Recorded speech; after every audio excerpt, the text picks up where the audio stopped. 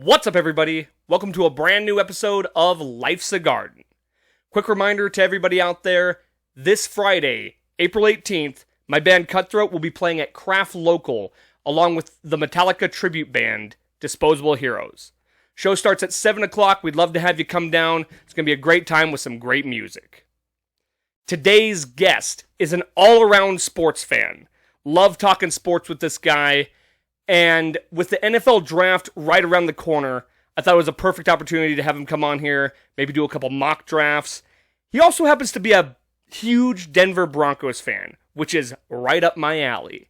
So there's going to be a lot of Bronco talk, just a lot of overall sports talk. He's also an avid hunter. We might dive into some of that, but buckle up for a decent amount of sports. Ladies and gentlemen, please welcome to the show, Ashton Jorgenson. Just gotta keep on keeping on.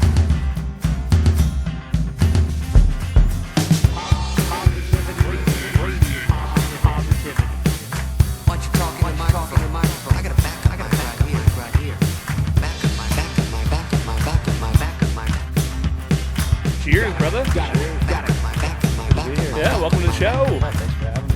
We've been talking about it for a little while now, and we were basically debating on whether we want to do before the draft or after the draft. Yep. And honestly, maybe we can do both. Dude, I think we should. Yeah. It's going to be exciting. This is the first year I've ever really got into the draft. Mm-hmm. I kind of just, I watch every minute of every game throughout the seasons, whatever, but it seems like we've been on that QB carousel to where it's like, shit, we're going to draft another Drew Lock. Like, that's not exciting to me. Like, and to be honest with you, I wasn't even that high on Bo Nix when they took him. I didn't do a lot of scouting on it, whatnot, but man, am I sure happy to have him. Bo was actually the guy I wanted. Oh, yeah? Yeah, I wanted Bo over McCarthy, and a lot of people thought McCarthy was going to be the guy we got. Yeah, I'm sure happy we didn't walk into that situation. Oh, God, that would have sucked. You said you've seen a couple episodes, so you kind of know how this goes. Yep. I'm going to start us off with 10 random questions that I call life questions. Okay. Totally random and kind of lightning around it. We don't got to dive too deep unless there's a good story to be told. Okay. So let's hit it. Life questions. First life question. What is the best cereal? Oh, easy. Fruity Pebbles. Oh, you're a Fruity Pebble guy. Yes, sir. I like Cocoa Pebbles, but I'm so nostalgic, the Fruity Pebbles. Yep. What was your best subject in school? History. Really? I'm a big history nerd, yeah. I love like World War II documentaries, World War One, things of that nature. You like world history or like U.S. history? I love world history. I've actually been to Greece and Rome or Italy when I was a kid, and I was fortunate enough to have those opportunities with my parents, and so I've got to see a lot of cool things actually. Hell yeah, love that. Let's see, summer or winter? Unpopular opinion, winter. I love the winter. I'm man. there with you. The only thing I don't like is like shoveling snow and like icy roads. Bad roads, man. Other than that, I love the cold. Right? Right up my alley. You don't gotta do lawn work. You don't gotta deal with bugs. Yep. Yeah, I'm right there with you. Well, let me save that one. Okay. Are you a flats or a drums guy when it comes to wings? That's another good question, man. I don't discriminate. I'll smash any of that. But if you had to pick. Drums. Yeah. Yeah. Really? I'm a flats guy. Really? Yep, that's perfect. We can just split them up. Yeah, right. We do have plenty of that eating at the bar scene anyways. Yeah, for real. Favorite Will Ferrell movie? Ooh, Elf. Real? Okay. That goes along with the winter theme, I suppose. Yeah. I'm a big Christmas guy. Oh, yeah? Yeah, I just love the atmosphere and the vibes, and my mom's decorates the house all up, and so it's always a good time going there and hanging out with the family, and I don't know, I just like the mood. Have an old fashioned with dad and hang out and talk, and Hell yeah. yeah. Where was I? I don't want to skip any of these here. Who is the most famous person you've ever met? Okay, I don't know if this is the most famous, but a couple years ago, me and a buddy of mine, we were actually going to a Broncos game, and we were downtown Denver. and we were like on a side street, and it was like kind of dark, and it was Broncos Raiders game, and freaking Josh Jacobs is in the street with like 10 of his boys. Very Josh Jacobsy, right? He's just in the street before the game. It's like 11 o'clock. I'm like, shouldn't you be in the hotel right now? But yeah.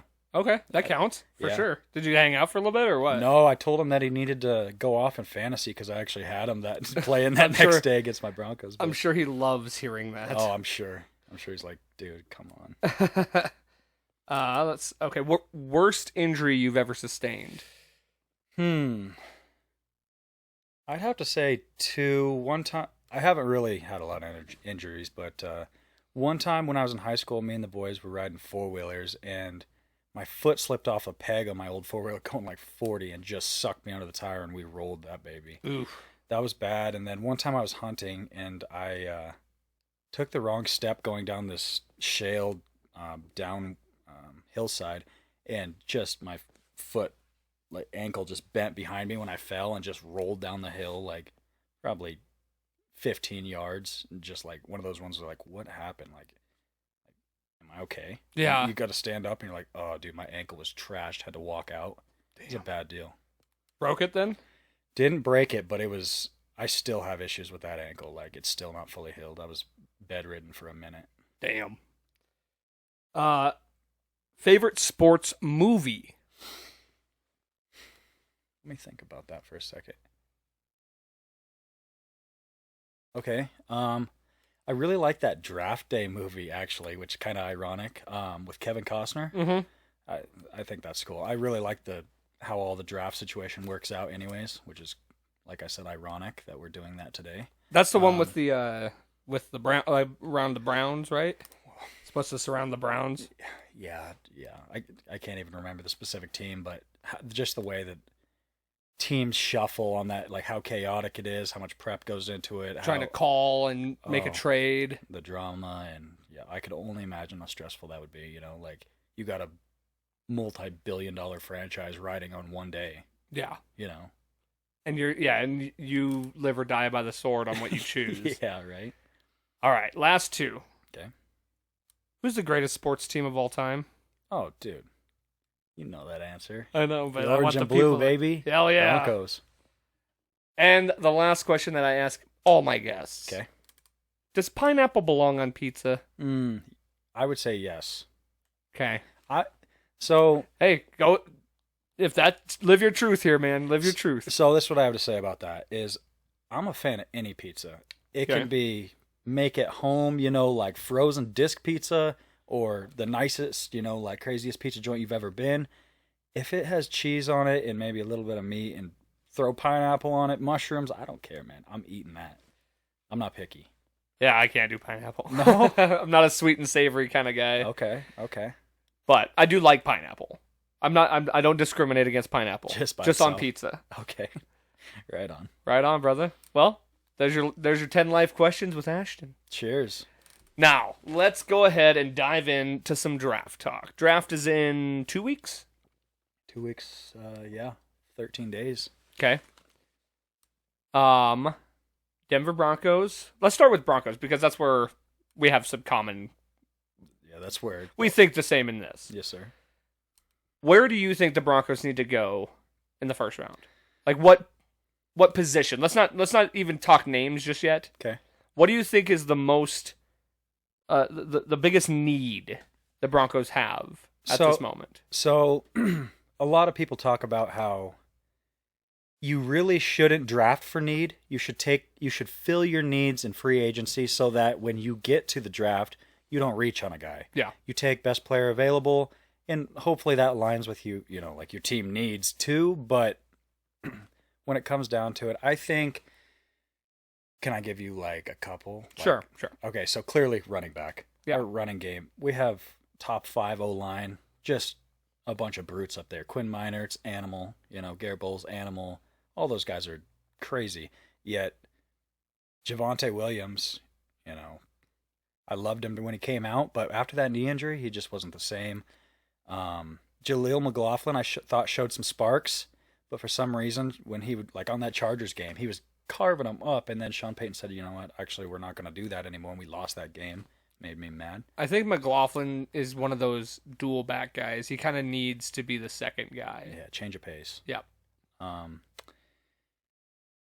I think it would be smart to draft a tight end because it seems like tight ends, unless they're Brock Bowers, they're a unicorn. They come out, they need a couple years of grooming to be who they, like picture that in like 2 years. What's he going to be in 2 years, right? So we picked up Evan Ingram, like I said, pick him up in free agency, perfect call. Let our young guy that we might draft, be groomed by someone who's been in the league for a couple years and, team build for the future. And then this might be an unpopular opinion. We have 3 guys on the D line. We have probably top 4 best D lines last year overall. Top 5. Yeah, I think we could have done better on the run stop. Yep. Which is middle of the D line, and linebacker. We struggled at linebacker a little bit. I love the Greenlaw signing. But like I said, 3 of those guys are going up for contract next year. Okay. So I think that if you get the right guy at 20, I wouldn't trade up for one. If you get the right guy at 20, that allows us to navigate free agency the way that we would want a more favorable situation for us next year when those guys do come up. Say, I would like if we picked up Walter Nolan or somebody just to be able to okay, we're keeping Zach Allen, but we're going to let John Franklin Myers walk next year, and we don't have to eat that big contract as they age going into, he'll be like 30, I think. And then also Malcolm Roach will be gone, and he's more of a number, a second wave D-line guy, but that will be a need next year. And so, like I said, by solidifying that this year, you get an extra year for him to be the man he needs to be next year. I totally agree with all those needs. I will add one more. I think wide receiver should be included in this. That's been growing on me. I came from the stance originally earlier this offseason thinking I like the group, give them more reps, let those guys, let the maturation process unfold. But I think you're right.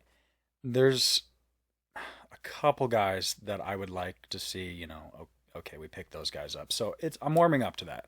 It's the only thing of it is with me, it's not even about getting somebody to pair with Cortland. It's finding his replacement because, and I'm not saying that's going to be next year or the year after, but hopefully it's not, it's maybe 3 or 4 years down the line, but it's closer than it is further away. It is. Man, that poor guy, he has had the worst luck with quarterbacks. I love that guy too. He's one of my favorites. He's such a team guy, such a team player. One of the most underrated wide receivers in the NFL. Oh, dude. Trent McDuffie put him they asked Trent McDuffie, Chiefs DB, super good player, who do you not want to go against? And I think he said Jay Jets, Tyreek, and then he's like, let me think about it. He's like, honestly, Cortland Sutton. And if you remember that first Chiefs game, dude, Cortland burned him for that go route. Well, he's just got great hands. He's not the fastest guy. He's not, the tallest guy. Yep. But he will find that ball. Oh, and if it hits his hands, more than 9 times out of 10, it's going in. Oh, dude, fantastic ex-receiver. I love him. Yeah. Just so we're not boring the non-Broncos fans, we'll go back and forth between Broncos talk and who are some sleeper first-rounders to look for, in your opinion? Sleeper first-rounders. We know Travis Hunter, we know Abdul Carter. These are the big names that we're probably going to go in the first 5 picks. Yep. Who are some guys to look out for that might not be well known or might even slip from a second to a first? I think that a really good pickup, if you could get him in the second, if he was to slip out of the first, which it seems like it's becoming more and more popular opinion, is I like Luther Burden. I think that he's a good route runner. He suffered terribly from that Mizzou quarterback. That whole offense was a mess. But he reminds me a lot of prime Debo. You get that ball in his hands, and he's working. Fast. Oh, fast and just shifty, make you miss, run through guys. Really good with the ball in his hands. I like that. I think there's a couple DBs that would be a good pickup in the late first. Who's that safety? Malachi Starks. Yeah, or, yeah. Yeah. Or maybe even Nick Emanwari. He has small sample size, great metrics, And I'm always kind of torn between, do you draft a guy that has more of a football IQ or more physical traits? And a lot of times it's one or the other with these guys, right? Who was that Nick Emanwari, 4'3" as a safety, big, a lot like Derwin James or Kyle Hamilton.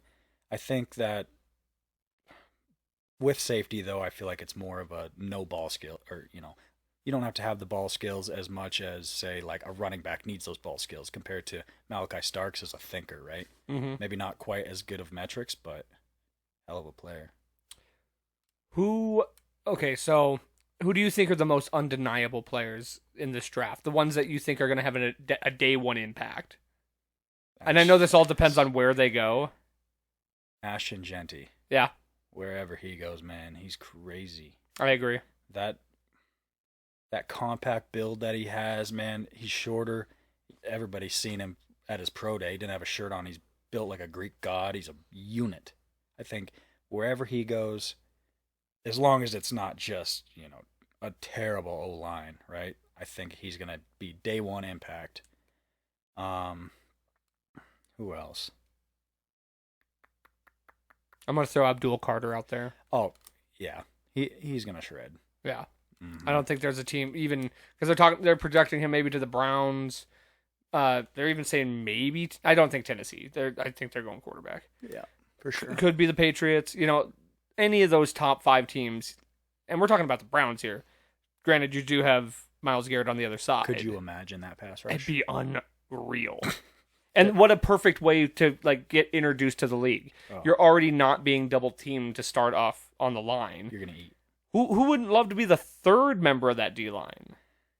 Dude, all those guys are gonna get a ton of one-on-ones, and it's gonna be a mess for opposing offensive linemen, quarterbacks, running backs, anybody, right? Poor Joe Burrow, if that's the case. Dude, lay him out. It's just I feel bad for the guy coming off the injury, and then he's got no help on the O line. Oh man, that's a poverty franchise. Yeah, especially after that when they beat us in overtime, that took a little bit of my soul. Any other undeniables out there, in your opinion? Undeniable, I would say. You know what? I've warmed up to this.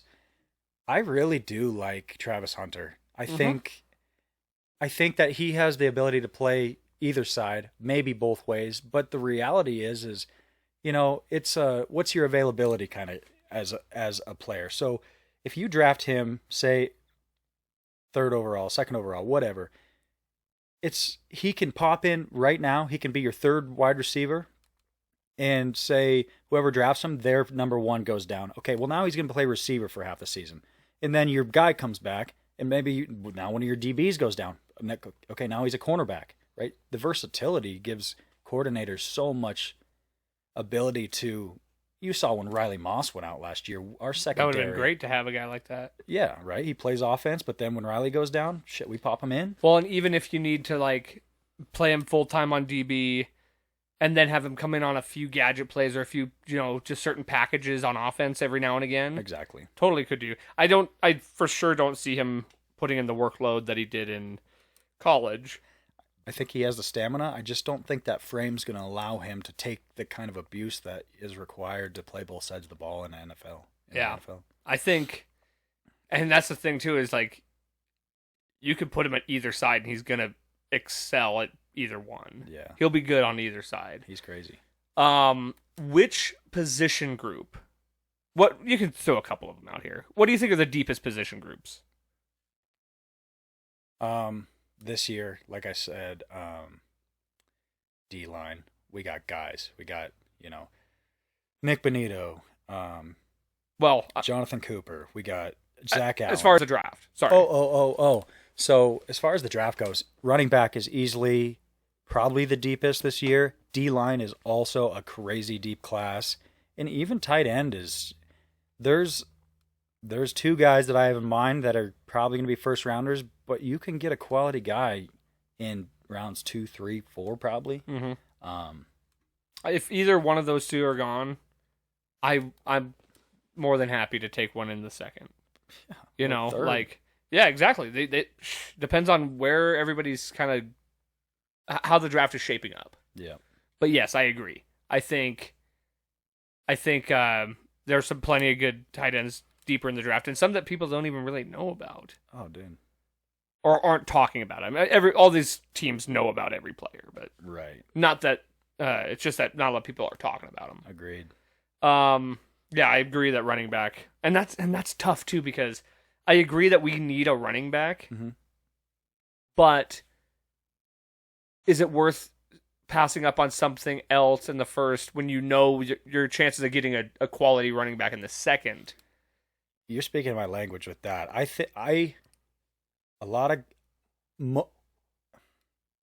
One of the biggest consensuses right now is we're scheduled to get Amorion Hampton in the first, and I like his game, but some of those guys, you just kind of gravitate to. I know Scadaboo's one of those guys for you. I'm not really that high on Amorion Hampton. I think he's going to be a great player, but for some reason, I just feel like taking him at 20 is a reach.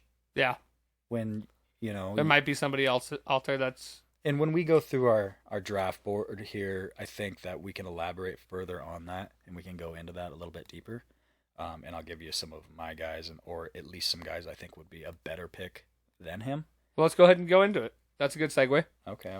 So this. We both made a couple of boards here. We just did 15, right? 15 to 20. I did 10. Okay, that's perfect. I did a little more, but I threw a couple names that. Like, I threw Travis Hunter on mine, even though I know he's not going to be available. Same. Okay.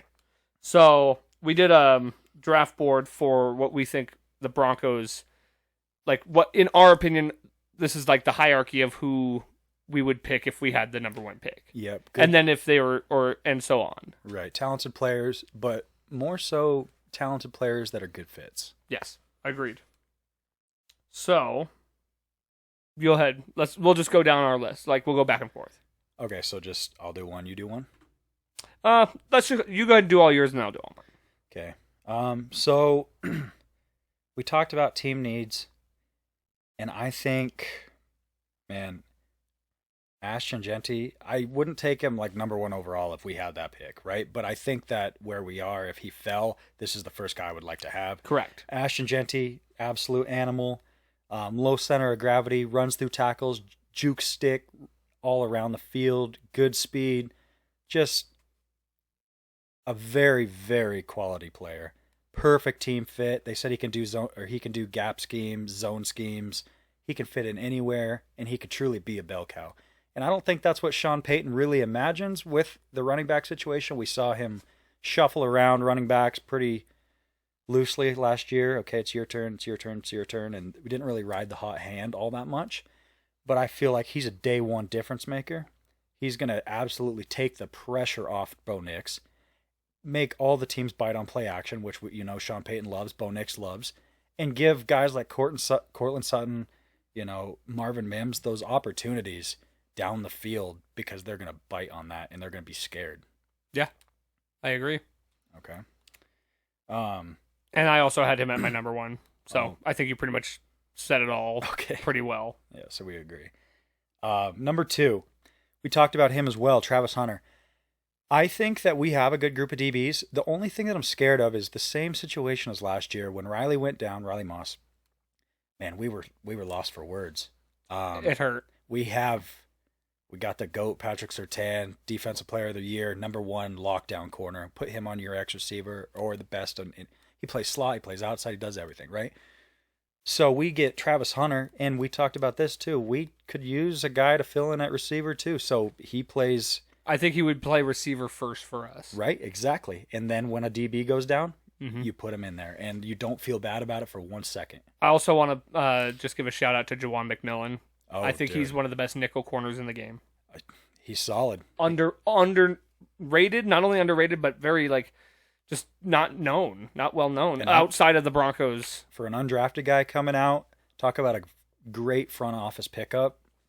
Brought him in, and he's had a couple of years to kind of get his feet under him, and I feel, he's a playmaker.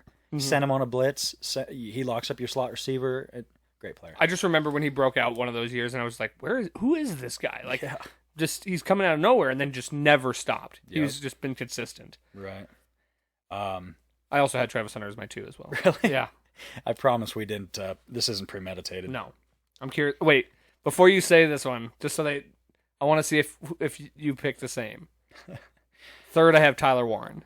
Tyler Warren. Okay, that's not me. Okay. He's on my list for sure. Okay. I'm thinking just based off of, like we said, talent, positional importance and value, and honestly, team need, Abdul Carter. Oh, yeah. I mean, I kept him. I didn't even put him on my list because we're not going to get him. Yeah. But as far as just popping him in. So if I would have been thinking that way, which I kind of was, or I would have been with Travis Hunter. Yeah. I do think there's some crazy world where Ashton Genty falls. I do too. There's no way we could have Abdul Carter though. No chance. But I would put him here as well. He's a savage, man. Yeah. Converted inside linebacker to edge rusher. He clearly shows that versatility. Another guy that, if you had to, he could probably pop in there for a minute to fill in a need. Say Alex Singleton goes down again this year. You throw him in, and when the linebackers are healthy, you send him on the opposite side. And then you bring back Jonathan Cooper. He's a great edge rusher. Not elite like Nick Bonito, but Nick Bonito and Abdul Carter on both ends, and then you fill in with, you get Jonathan Cooper, and then like Zach Allen, Dondre Tillman, Franklin Myers. Man, that's mean. That's a mean unit. Yeah. And then 4, Tyler Warren. Okay, so at this point we essentially have the same. I just didn't put Carter on my list. Right. I think that there's a world where we could get Tyler Warren too. I'm seeing every mock draft I see, he goes to the Colts at 14. I'd love to have him, man. That guy takes direct snaps. He runs go routes. You hand the ball off to him. He does everything. And he does everything well. He's 6'7". He's like 260. He blocks, which is that's underrated. You don't find draft picks really that often that can do everything. Dual sided on the tight end position. And he does everything. Yeah. He does. And does it very well. Oh, yeah. So that would be a dream pickup. And like I said, that whole idea behind, I think he's day one. You put him on the other side. We run 12 personnel. He blocks. He runs routes. He's perfect. But also, give him a couple years, and I think he's all pro. I agree. Okay, so 5. And so now here we're getting in. Okay, kind of. I have another guy that I think we won't get below this guy. But I think that a lot of mocks that I've been seeing are putting this guy to the Broncos at 20. And most people that you talk about say he's top 8 in this draft. And I have fallen kind of in love with this guy, T-Mac, Teteroa McMillan. Yeah. The pro comps would be... he's the number one, they're kind of having him as the number one wide receiver, right? Depending on what you see Travis Hunter as. Oh, yeah. Sorry. Pro comps, T. Higgins. He's that long, lengthy Cortland Sutton replacement in the future, but if we picked up T-Mac, you're talking about one of the biggest receiver groups, which we know Sean Payton loves, in the NFL. What team is going to have enough DBs to cover in height and size? Cortland Sutton, 6'4". Evan Ingram, 6'5". T-Mac, 6'5". You don't have enough DBs to cover that kind of size. He runs go routes. He's a great deep field receiver. He works underneath. And a really, really underrated aspect about T-Mac is, man, he does everything Cortland Sutton does with that point the ball, get it high, outman the DB, but his after the catch is crazy. Yeah. They said that he is second in broken tackles and yards after the catch only to Luther Burden, and that's Luther Burden's game, is after the catch, right? Yeah. But with T-Mac, you get that, and you also get the size, and like I had already said. So I think that would be a perfect draft pick at 20. I think you sprint the card in, as they would say. Okay. With that pick. 6, I got Mason Graham. We've talked about the D-line. I think he's a day one starter. He's an animal. He's a monster. We can go through PFF's description of him. I don't really know all the kinks and quirks of his game. I've just seen some highlights, and I know that he's a consensus supposed to be top 10 pick. A lot of teams have him going 5 overall to the Jags. If he slips somehow, oh man. Yeah. You He's know? on my list. And then we get to a guy at 7 that I had already talked about that I'm not the biggest lover of. I think he's a hell of a player and a day one starter, and what we need as a team is Morian Hampton. Big, physical, bruising back, workhorse. He can do it all. He can catch those dump routes. He's not quite as electric as far as a route tree. If you wanted like that Alvin Kamara fit for Sean Payton, he's not that. But as far as a guy who's going to carry the rock and break you off, maybe not home runs, but a ton of doubles and triples, this guy's it. I don't think he's going to run away from NFL DBs, but if you get him on the outside, he's running through them. I'm talking 10, 20-yard gains, quite a bit. And so I wouldn't be mad about that. I do think it might be kind of a reach. And if it's not Ashton Genty, I don't really want to take our first overall pick because I just like the way that our draft would unfold better with what is available if we took a running back in the second or the third. And then we go to pick 8. And I'm warming up to this one too. We talked about DBs. Will Johnson. Okay. So he's that Michigan corner. He had maybe an ACL last year, and so he's fallen down. But he's a consensus top 10 pick. He's big, physical, super smart with like playing zone coverage. So you can have him. He plays with anticipation, but also plays like Vance Joseph likes, press man corner. He's big. He can do all of that. So him across from PS2, 2 big, fast, strong DBs. I mean, that's the answer we need when we play a team like the Bengals. Say they have Jamar Chase and T. Higgins. He can, he's that second option, right? And so I like that option. If he falls, if he's there. And then we get to at 9, Luther Burden. We've talked about him. After the catch guy. Work the underneath part of the field, allow something to do maybe some more of the X receiver deep work. And then at 10, I have Loveland. I think Loveland has a higher ceiling probably than Tyler Warren as far as a route runner. I just think Tyler Warren is a more complete player. The run blocking there's something to be desired in the run blocking at this point, and not saying you can't learn that as you mature in the NFL, which a lot of these tight ends do, and we talked about that as well. Exceptional route running. You could honestly put him in the slot as a receiver, and he's just now turning 21, so he's super young, super athletic, fast, big, crazy route tree. So I wouldn't be terribly upset with that pick. I'm also not opposed to the Broncos trading back, and I saw a mock where they traded back. They gave up pick 20, and then they got an extra second round pick and 2 third round picks. Really? For their first round pick. So that's a lot to move up to just 20. It's a lot for one draft. Usually teams will defer to giving you an extra third the following year or whatever. But the idea was we'd get pick 36 where you could get a D lineman. Then so we'd have to move out of the first round. Well, exactly. Trading back. So you give up that pick, you get pick 36, then you have your pick at 51, and then you get an additional 2 third round picks.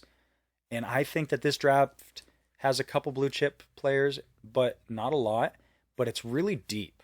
There's a lot to be had in the second and third round, which is, where you could really hammer on those running back, solidify the running back group, or It's really going to come down to whether the whoever, if there's a guy on the board that they just are in love with, can't say no to, they're like this, like, other than that, I wouldn't reach. Like, if you know that there's a good number of guys still on the board and you're not worried about losing them, why not? Like, are we reaching at 20 to get Hampton when we could take Judkins in the second? And I'm a Judkins guy. Take Judkins. That stiff arm is nasty. Like, You know, I've preached this before, but big Judkins guy. Judkins is good. I didn't put him on my list, but actually, I'm going to ask you in a second about. So just be thinking to give me your running backs in order, off the board. Okay. Who you think your running backs would be? Okay. I'm just going to throw a couple more names out there that I had on my list for. Did you say Mikael Williams? I didn't, but I like that. Mikael Williams, Jihad Campbell, Mm-hmm. Emeka Buka. Just throwing another running or receiver out there. Do you want to talk about these, or do you want me to give you my opinions? Or Sure. I'm not blown away by Emeka. Yeah. I think that he is a really good number 2. I think that he'd work that underneath. He's going to get you those slot receiver reps, which we kind of need. I just go about it in the thought process of, if we're not taking a guy we truly love, are we doing our current receiving core a disservice by putting someone that maybe doesn't have quite the highest ceiling? And everybody has their own takes, right? Some people will love this dude, but yeah. I'm personally not that guy. Okay, go ahead. Oh, I was going to say, just for another receiver option out there, is Matthew Golden. I'm really not a Matthew Golden guy. No, not at all? Not at all. Okay. That would be one of the only picks that I would actually kind of be disappointed in. Not saying he doesn't have game, just saying another reach, I think. Sure. I did put Malachi Starks on here lower. And then...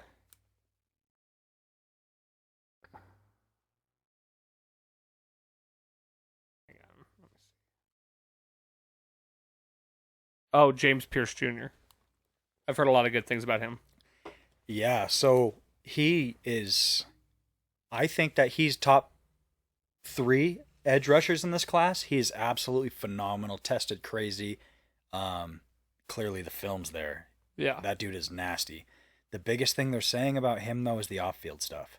Okay. Apparently he has a lot of attitude problems, doesn't show up. He's the guy that's going to be... and I don't want to put words in his mouth. These is just what I'm hearing. He's like the guy that's going to be playing Xbox when he should be studying film kind of guy. That definitely is a detractor to a guy like Sean Payton. It is. And I think for that reason, unless it's just we get him in the second round and it's just great, you can't pass it, I don't think that we would pick him up. But the talent is unreal. Yeah. All right, so let's talk running backs. Okay. Who do you got?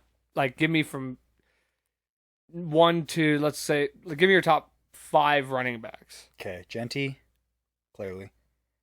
And then, even though I said I'm not a big Amorian Hampton fan, I do think he's running back 2. Okay. Maybe just not at pick 20.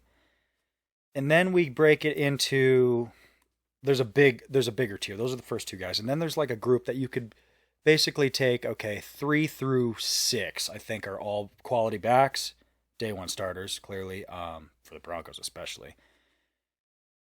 I would go Quinshon Judkins. I love him. Travion Henderson, the other Ohio State back, would be an excellent fit. He's the guy that, excellent pass blocker, good from, under center, running back. Fantastic change of pace back as far as catching the ball. A lot of Alvin Kamara light comps. I think in a Sean Payton offense, he would absolutely excel. The injury concerns are an issue. That's why they brought Judkins in. But I like his game. So that's 4. And then who else do I like? Man, you could go Dylan Sampson's good. That's 5. I would say that those 5th pick can be altered to be a couple different guys. I think that's a solid 1 through 5. Oh, no. Get Dylan Sampson out of there. Cam Scatterbo. Okay. Absolute dog. Yeah. Does everything. That's what I like. See, I know he's a smaller guy, but he's a baller. He's 5'11", 215.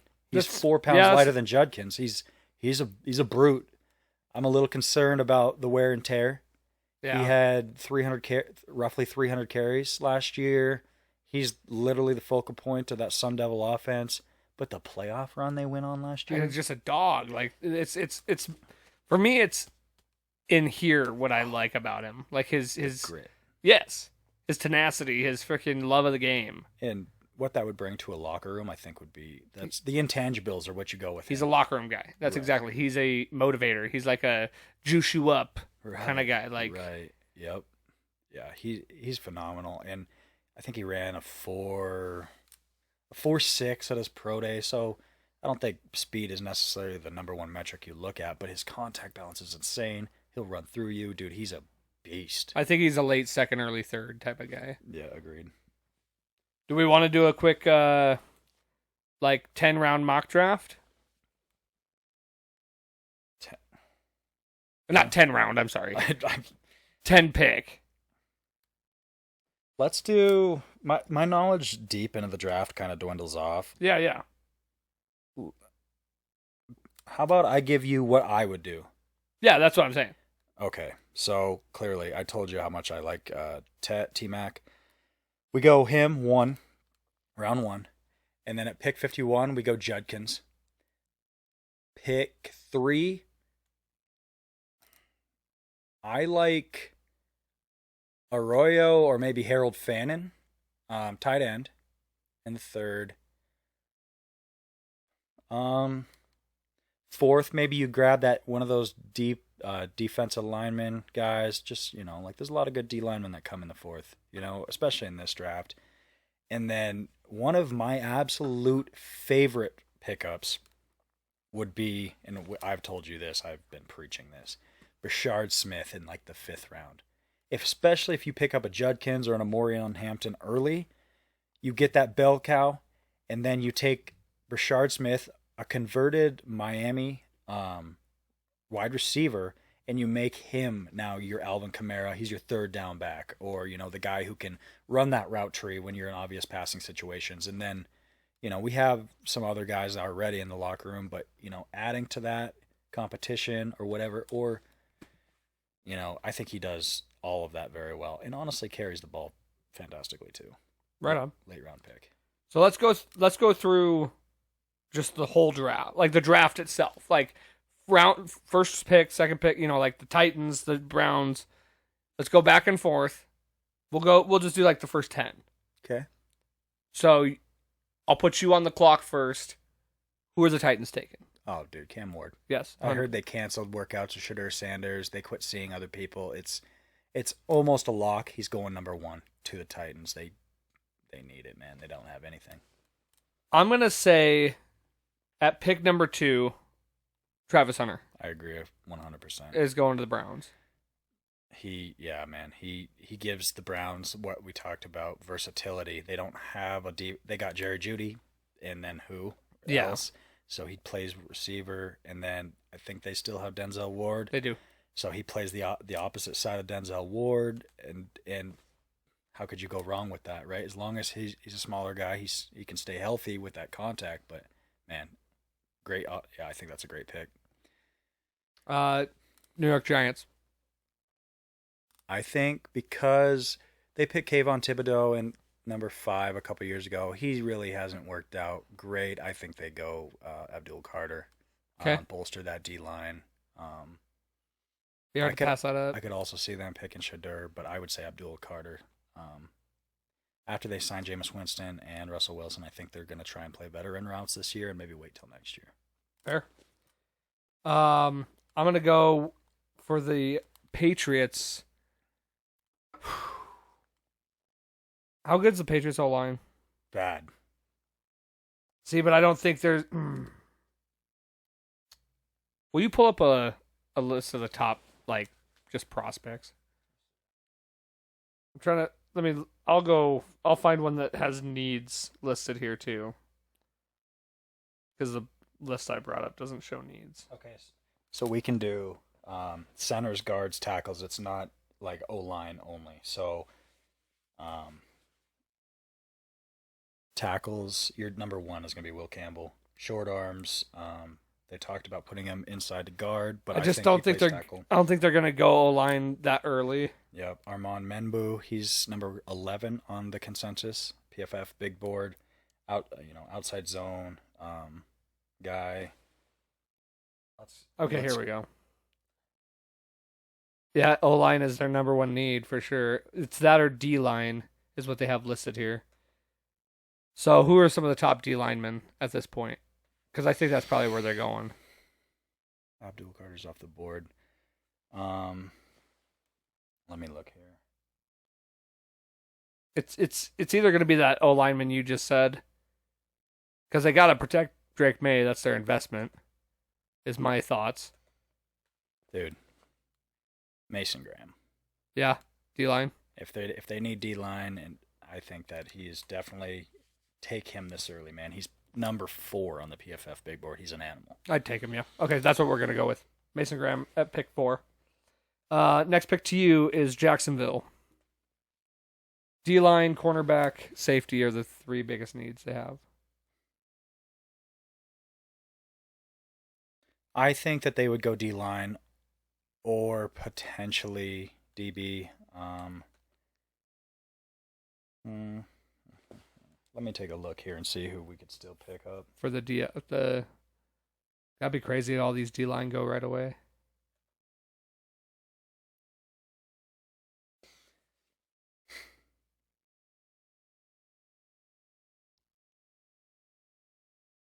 I wouldn't be upset if they picked up Jahdae Barron. Excellent zone coverage cornerback, smaller profile, but that wouldn't be bad. Let's go Jahdae Barron. Okay, all right. There's a world where Travis Hunter goes to the Jaguars. It is possible. Isn't that crazy? Yes, especially if Shadur goes to the Giants at 2. Right, that could mix everything up. Yeah, or 3. Or if the Browns decide to take Abdul Carter. Yeah, exactly. All right, so with the Las Vegas Raiders, I think they're taking Ashton Jeanty here. I agree. They have a lot of needs. Yeah. So I think the balancing act is he's such a good prospect. They want to run the ball. Pete Carroll wants to run the ball. I think that's a good pick. The other pick I would say would be T-Mac. They need a receiver too. Mm-hmm. Yeah, it's one. I think you're right. One of those two. But I'm for this purpose, I'm going to go with Jeanty. Okay. New York Jets. Jets. Oh. What are their needs? I know that they've been O-line, wide receiver, tight end. They could very easily go Tyler Warren here. But there's also that LSU O-lineman that you were talking about. That's true. Will Campbell. Yeah, let's give him Will Campbell. Bolster that offensive line. Try and give that quarterback a little bit of a break. Yeah, I agree. They need something. I mean, they're in full rebuild. You might as well start from the. Or even, they brought in Justin Fields. Yeah, I would probably say Will Campbell. Not a bad pick. Carolina Panthers. Who do we got for edge rushers available after what we've said? Because it says they need edge and safety. Or corner. They could go Starks here, but I think that's a little high. That's a reach, I think. Mike Green out of Marshall. He's a fucking he's a monster. You can cuss. It's all good. Donovan Ezeraku. James Pierce that would be good, but yeah, it seems like a pick that Carolina would be like, oh, well, let's just do it. Like, not a lot of, seems like they would take a guy with character concerns just to try and get the talent. This could be an interesting one. I could see them going wide receiver too. Yeah, I could see them taking a guy like Burden or Golden. Agreed. Or McMillan. Yeah, if he's available. For this purpose, because those names don't stick out to me for the Panthers. Okay. I'm going to say they take Luther Burden. Okay. Because they're pretty light on the wide receiver side. Mm-hmm. Yeah. New Orleans Saints. Shadur Sanders. I agree. I mean, at this point, if he drops this far. Yeah, I think that's a no-brainer. I think that he plays with a lot of anticipation. I've heard Teddy Bridgewater comps. I don't think he's the most physically gifted guy, which is insane. Like, Deion Sanders might be the most physically gifted player in NFL history. But you would think that his son would neither Shiloh nor Shadur are really crazy physical athletes, but man, he sees the field. He has a workable arm for sure, especially on a dome team that's going to play in good weather. I think that, yeah, I'd sprint that pick in. I like that. And then to round off our 10 here, Okay. Chicago Bears. I think they could go with one of those running backs. For sure. They could take a Marion Hampton. They sure could. And I think that wouldn't even be bad. I think they got... They bolstered the line pretty good. They did. And I think that if Ashton Genty were to fall, he would be the no-brainer For pick sure. here. Yeah, let's do it. I'll go Marion Hampton here. Okay. In this mock draft, considering Genty was already gone. Right. I could also see them, I think it'd be a reach, though, to go for, like, Judkins or Henderson here at a 10 slot. Agreed. If it's going to be a running back, I think that it's definitely Hampton. All right. And then, so with those off the board, God, we didn't even say Tyler Warren. But didn't you say he's been kind of mocking to Indy? Yeah. Yeah. That team is pretty complete at this point. Not a lot of superstar power. I don't really like the build, but I think definitely Tyler Warren is what they would go for at this point. It's going to be a crazy toss-up, and honestly, it could go any which way. I've seen drafts where people were like, these guys are for sure taking him. Mm-hmm. Like, sincerely, watch the Titans shock the world and take, Travis Hunter. Yeah, right. Or something like that. Yeah. Or Abdul Carter. Yeah. I could totally see that. Mm-hmm. I mean, I don't think that, but that's what a lot of people say in these drafts. And then you just watch them trade back. Yeah. Like, who knows? I don't think that's going to happen either. But it's the draft, you right. know? Like, and that's the other thing that we're not talking, or one thing that it's impossible to predict. Any one of those top 10 teams could trade back. Agreed. And who knows who's trading up? Mm-hmm. For what? Right. That could be a scary thought as well. You can get a lot of picks from somebody, but especially a quarterback needy team, if you trade out of that number one. That's potentially two first round picks. Mm-hmm. And 2 second round picks. It for sure is at least 2 first round picks. To trade out of the first? Right. Yeah, exactly. The first pick, I should clarify. One of my favorite things when I'm watching the draft is as it's going on, like as the draft, like just as things are happening, because you can only really figure out like maybe who this person's going to take after everything's being done. Mm-hmm. But as it's going to just be like, I think they're going to take him. I think they're going to take him. Yep. And last year, I was in Denver. I was at the DNVR bar. Really? When Bo Nix got drafted. Really? So I got to be in Denver while they drafted Bo. I bet that was crazy. It was awesome. It was funny because there was one guy on my left who was just all about Bo. He's like, it was before, we weren't even, it was like 5 rounds in, or 5 picks in. And he was like, just telling me, Bo Nix, Bo Nix, Bo Nix. And I was pretty high on Bo going into that draft. Yeah. But I wasn't sure if he'd even be there, nor did I know if the team even liked him. Yeah. And then the guy on my right hated Bo. Really? Just, I think he was like, it was more of a college rivalry type thing. Yeah. And so he just didn't like Bo. And so I'm stuck in the middle between a guy that's telling me all the things wrong with Bo and a guy telling me all the things he loves about Bo. Yeah. When the first of all, when the Falcons took Penix, it was the stunner of the entire draft. So insane. And then when, I believe if Penix would have been there, the Raiders would have taken him. For sure, dude. I don't think he was going past, if the Falcons hadn't taken him there, he would have been the 6th quarterback taken. Yeah, man. But you saw how that turned out for them last year. They had nobody. They had Minshew and... But they knocked it out of the park with Brock Bowers. Oh, they did for sure. If we didn't need Bo, that would have been the time to get a tight end. Oh, dude. Could you imagine Brock Bowers? Oh. I mean, we had to go Bo, and I'm so happy we did. Right. But if we were just going to decide, okay, we're not going quarterback this year, that's who I would have taken at that pick. Agree. He's insane, man. Does everything. And at an extremely high level. Was he the number 1 tight end last year as far as yards and catches? Yeah, he was a first-team all pro. Set the rookie as a rookie. Yes, set the record for catches and dude, he might have set the rookie record for receiving, not just tight ends. Yeah, dude. Talk about a boss. Absolutely. Insane talent. Blocks, catches balls. Insane receiver skills. Route tree, everything. Yeah. So football aside, we talked quite a bit of football here. Okay.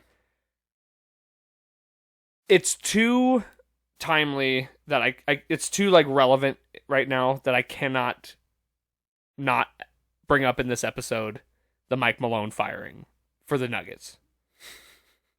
Have you followed any of it or listened to anything about it? So, I'm a Nuggets fan, but not anywhere near like I am like a Broncos fan. Right. Like I follow everything the Broncos do. I am a Nuggets fan, but I really just got into the NBA last year. I think that it's crazy to fire your coach pre playoffs, especially when he won you a championship 2 years ago. I heard that him and the GM weren't getting along, and so ownership just decided to clean slate. But like, do they have an interim coach, or what's the scoop there? Okay, so as far as the firing itself goes, I agree. I think it's crazy to do that then. I think it's highly disrespectful. From what I understand, especially for a guy that is like your franchise wins and as a coach, brought you their first ever ring, I think he's a great coach. Yeah. I've always liked Mike Malone. He's got a personality. From what I understand, this was not something that, if we hadn't won the championship when we did, he probably would have got fired that year. Oh, really?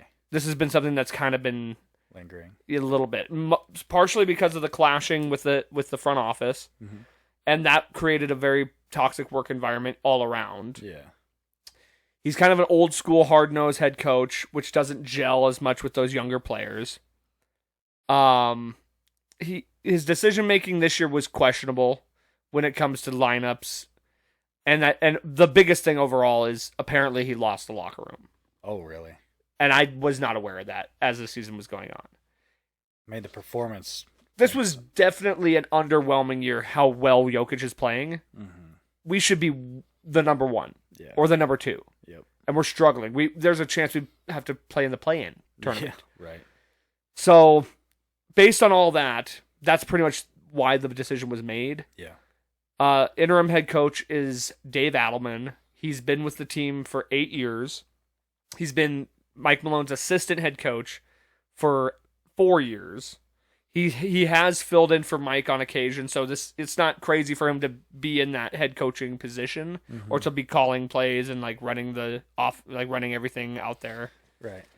So he's not in unfamiliar territory. He has been up for head coaching jobs. He's been a candidate. Yep. For the last couple of years, and he's very much a solid candidate for them to just make him the head coach, depending on how things progress from here on out. I like Dave Adelman. I was shocked, nonetheless. Mostly because a lot of this stuff I was I wasn't aware of. I was only made aware of this the last couple of days about the losing of the locker room. I did kind of feel like his judgments at times this year in decision making hindered the team. I never really put that on him though. Right. And maybe I should have. But I also just have I just love the guy. I've always liked him, and maybe I just got blinders on when it comes to that stuff. Yeah, tunnel vision. And I respect him, and I very much appreciate him for bringing us that championship. Yeah. And for building Jokic into who he is. Right. Without Mike Malone, you don't get this version of Jokic. Right. Jokic has always been talented and always smart and knows his shit, but Mike Malone put him in a platform and a position to be successful. Yep. Do you think that if this is, Mike Malone's assistant head coach, do you think that he's going to have any more locker room support than Mike Malone would have, as far as we're in the home stretch of the, firing a head coach mid-season is bad news as far as that goes. Like, Not even mid-season. It's like right before the playoffs. right. So like you don't think that maybe they should have wrote it out until at the end of the season and made a change? No, because Dave Adelman has a different approach. Okay. Like he's not like a Mike Malone clone. Okay. He is he's more new school style. He just has a different way of coaching. Yeah. Which is why he was a great assistant coach, because there was a yin and a yang. Right. You had this one style of like you're on your head coach side, then your assistant coach comes in and he kind of has this other style. Mm-hmm. Well, the one style wasn't working, and so now you kind of implement Dave Adelman's way of doing things. And only time will tell. We beat the Kings.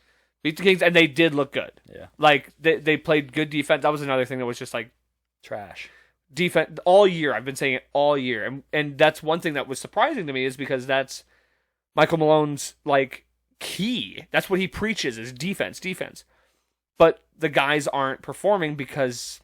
They don't care. They're not listening. Mm-hmm. They're not, like... He doesn't have their support. Mm-hmm. He lost their support. Right.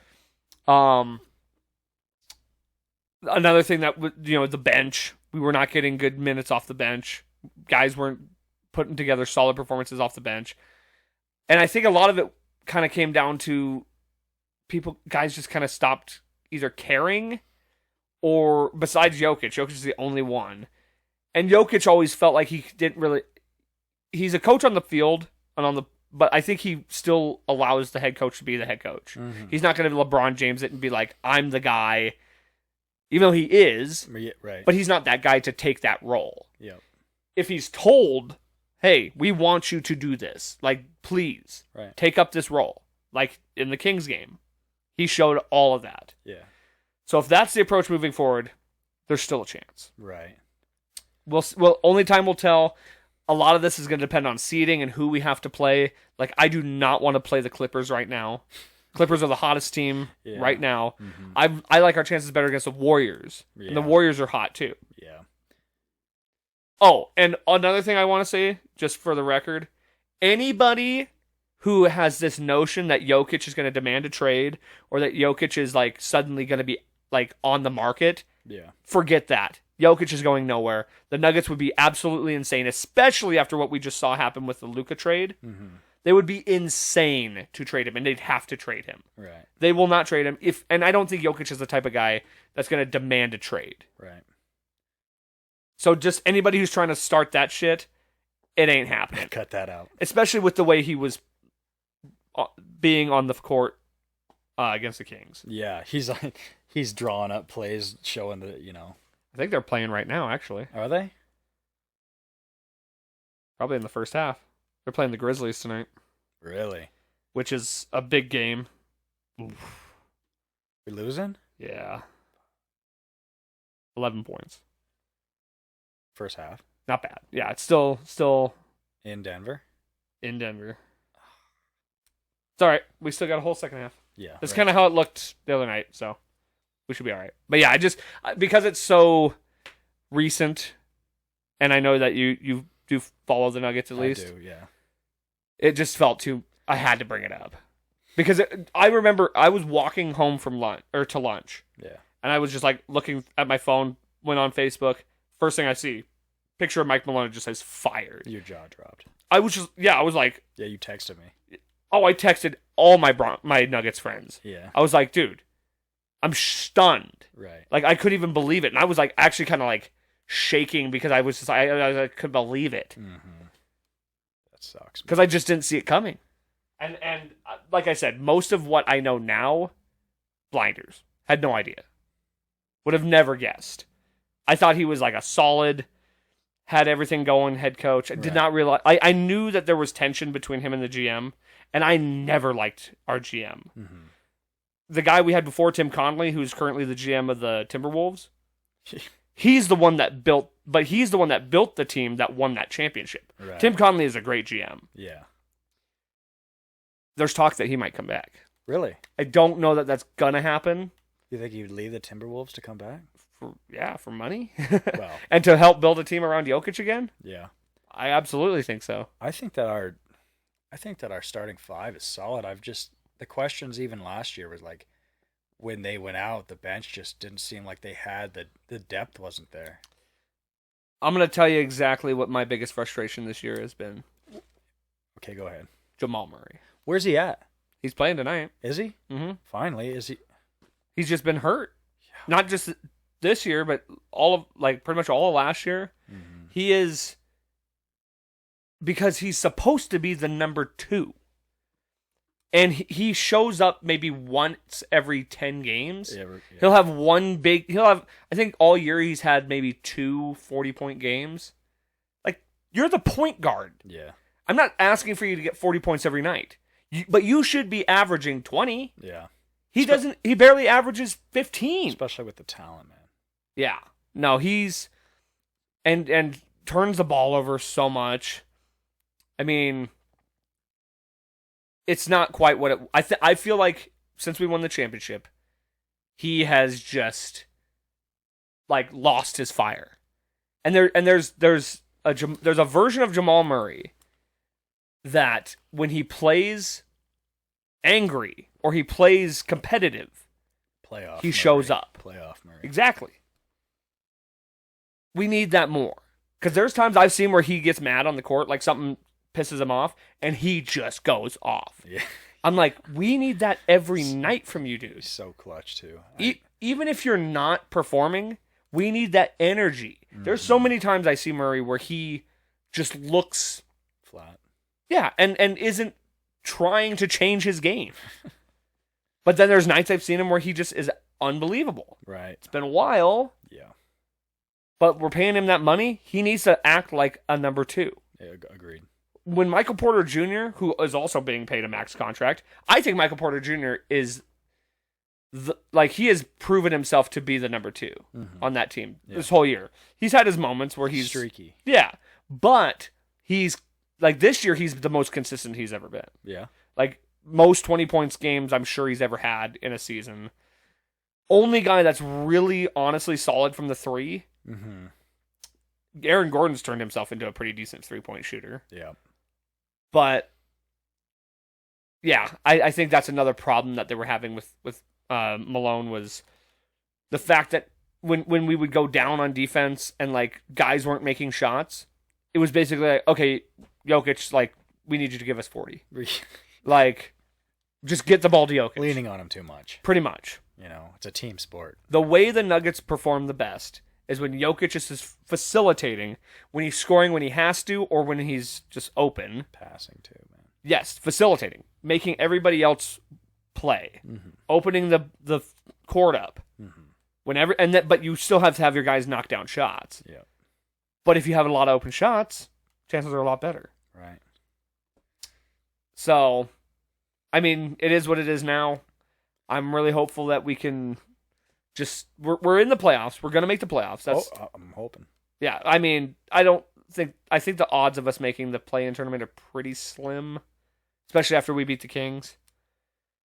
We'll see. I mean, I guess anything's possible. Playoffs start next week, don't they? The play-in does. Play-in, okay. I think there's a 10-day stretch between when the playoffs or when the regular season ends and then the official playoffs start. Right. The 8-team playoff. Mm-hmm. Yep. Okay. So I think, it's probably 10 days from.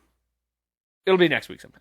Okay. But the play-in tournament or the play-in rounds will start next week. Okay. Yeah. Here's hoping, man. Got to turn it around, man. Oh, I know. And then we got the Rockies that suck ass. Yeah, dude, the Rockies aren't even worth talking about. I'm not even a Rockies fan. No, well, I am. You know what's funny? When you came up because I haven't seen that logo on your hat, and I know it exists, but it's kind of just one of those side logos you don't see a lot. Yeah. From a distance, I thought it was a Toronto Blue Jays hat.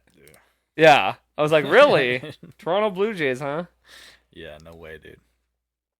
I'm not really a big baseball guy. No, I wish I was, because it's NBA's about to end now. I watch football, and then when football's over, I switch to basketball because it's getting near the playoffs, and it's kind of when things get interesting. But then after basketball, I really wish I liked watching baseball more just to get me back to football season. You watch hockey at all? No, but I should. Dude, this is the year. If you're not like a big hockey watcher, Colorado Avalanche. Are they balling? Yes. And they're about to get their captain, Gabe Landeskog, back after 3 years. Really? He's been hurt since we won the cup. And he's been like Working his way rehabbing his way back. It was like cartilage issues and stuff like that in his knee, and like there was so many times they thought he was never coming back. This is straight out of a fucking movie. Yeah. Like this build up, the fact that the last game he played, he held the trophy up. Really? He has not played a single game of hockey since then, which could be scary. But he's like a dog. Like he it's in his blood. Like it's like riding a bike. He will get back to this Extreme level. Yeah, I mean, it probably won't be the same, but I think it's a locker room boost just to have your captain back. Oh, big time, dude. And he was dominant in the playoff series, or like the whole playoffs when we won the cup. Mm-hmm. So his energy is needed. I should get back. I should just get into hockey. It's fun, man, and especially playoff hockey. Playoff hockey's fun. And I've heard going to games is insanely fun. Yeah, it's the best. I wish we still had a hockey team here.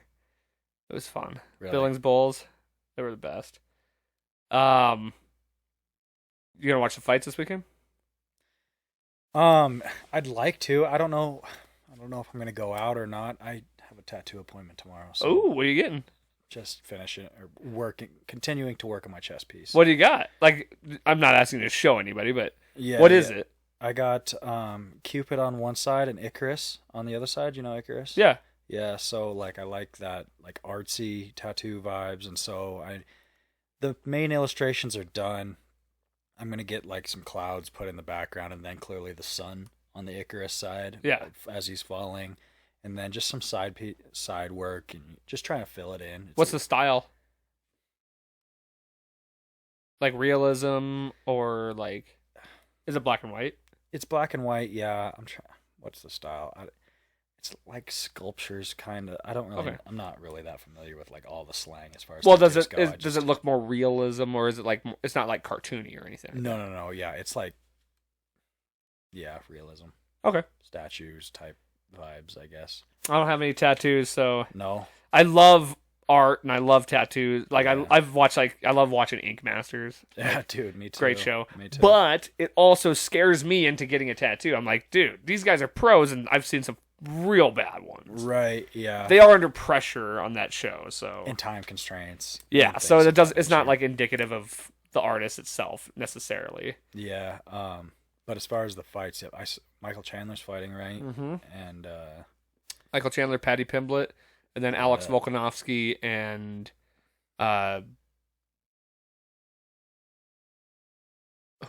who the why am I just watched the weigh-ins. Diego Lopez. oh, okay. I'm really excited actually. I want to see the Patty Pimblett and Michael Chandler fight. That'll be a banger. I think the prelims are good too. Are they? Yeah. I used to be super into the UFC. I'm not so much anymore. I would like to get back into it. It's on year round. It's always crazy interesting. You know, That's one reason I love it is because it is year round. it's so good. And like once a month you get a good card usually. Mm-hmm. You know, you're gonna get at least one really good fight. Yeah. The thing that sucks is like sometimes you get those like big cards and nobody shows up and performs. And then you'll get these random middle cards like that nobody cares about The and they're just ESPN fights. bangers. Yeah. Yeah, and they're just awesome. Yeah. So any chance I get, I watch. I love UFC. I would say UFC is probably my second favorite sport. Over basketball. Uh-huh. Okay. Now, it's a close between the two. Right. Like right now, it's peak basketball. We just got done with March Madness. We're going into the playoffs. And so long as the Nuggets are good, I'm a fan. Yeah. I think that's what... And now that the Nuggets have gone through this stretch and I've really gotten to become a Nuggets fan, I don't think I'll ever lose that. Yeah. But there was a time when it was like, oh, if the Nuggets suck, I don't care about basketball. Well, If the Nuggets are good, I'll watch. Exactly. And that's kind of what hypes you up, especially when you're getting into a new sport. You're like, shit, like, if your team's good or, you know, like the team you're getting into is good, man, it's just so much more interesting. I mean, like, I watched the Broncos when they suck, but not nearly as much as I did last year when we got 10 wins. Yeah, see, I was through those shit years, and it was tough. But that's the thing. no matter how bad the Broncos are, I love football. Yep. Like I'll watch Thursday night football, when Monday night football. It don't matter. Like I watch bad teams play. yes, because I love football. Right. And I'm starting to get more into college football. Like I really wasn't into college football as much. Mm-hmm. Starting to get more into that. Hockey's fun, but like again, if the Avs weren't good, I probably wouldn't watch anything. Right. Like I don't care that much. However, in UFC, when my fighters lose, it sucks. But then I'm like, on to the next one because there's no teams. Right. Exactly. You know, you just hitch your wagon to the fighters you like, Mm-hmm. and you could pick as many. You could have 20 fighters that you like. Right. And- When is Oliveira fighting? Next. I love Oliveira. I think he was supposed to fight not too long ago, and they had to cancel. Hmm. Let me look. Charlie Olives. Yeah, I believe his last fight got canceled. Yeah, his last fight was against Michael Chandler, which was A while ago. that was at 301, was it? UFC 301? 309? Yeah, 309. It was the one with John Jones. Hmm. So it's been a minute. November 16th. I guess that's not that long ago. Not terrible. Doesn't look like he has anything scheduled next yet. I'm sure there'll be an announcement soon, as long as he's not dealing with anything. Yeah. He was supposed to fight Sarukian. Or did he lose to he lost to Sarukian. Okay. I'm lost. I apparently thought I knew and I don't. Yeah. I guess one more thing I'll ask you before we wrap this bad boy up. You're a big hunter.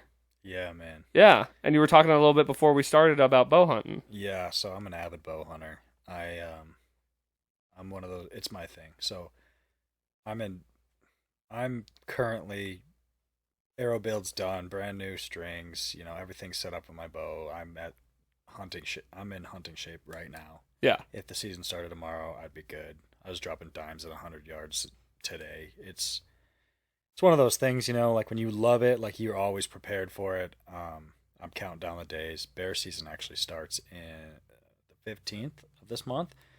It doesn't usually get good for half a month or so, a month. But then I'll be out doing that. I do that with a rifle just because it's harder to find, a lot less opportunities. But yeah, man, I am an avid hunter. What got you into the bow side of it? You know, first time I went hunting, I was 3 years old. My dad took me, and he shot a bull that year. I was still in diapers. He took me when I was in diapers. And so, like, I grew up with it. And then he was always into bow hunting. And so, you know, whatever your dad wants to do, you know, I wanted to do. And so did bow hunter safety when I was like 12. And then turkey hunted a ton at my grandpa's place when I was younger, you know.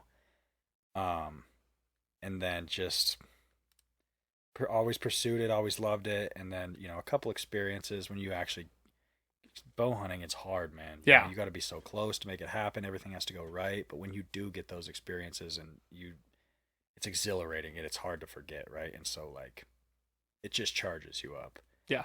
I was pretty fortunate last year. I shot a super nice bull with my bow, and I shot a super nice antelope as well with my bow. So it was one of those years, you know, like I was off a couple, you know, quite a few. I mean, those were the first animals, other than a ton of turkeys, that I've ever actually even harvested an animal, because it is so hard. But when you get those experiences, it just charges you up. So, like, you know, there's not a lot of guys right now at this time of the season who are even considering, like, oh, should I break my bow out? A lot of guys start in the summer or whatnot. But yeah, man. Hey, but as long as you enjoy it. And Oh yeah. like I was saying, like we were talking about before, it's like you got to stay sharp. Right. You got to stay on your game. You don't want to, and if you like, you know, just doing it. Yeah, the whole experience, and it inspires my fitness, and it inspires, you know, podcasts, and really, you know, it's probably my number one thing. It's Nice. what I live for. That's awesome. So yeah, man. It's good. Hopefully, I'm gonna have another good season. Do you normally hunt around just Montana, or do you go elsewhere sometimes?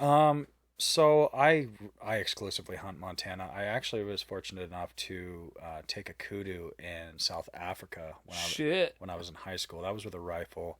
But yeah, other than that, I've only ever hunted Montana.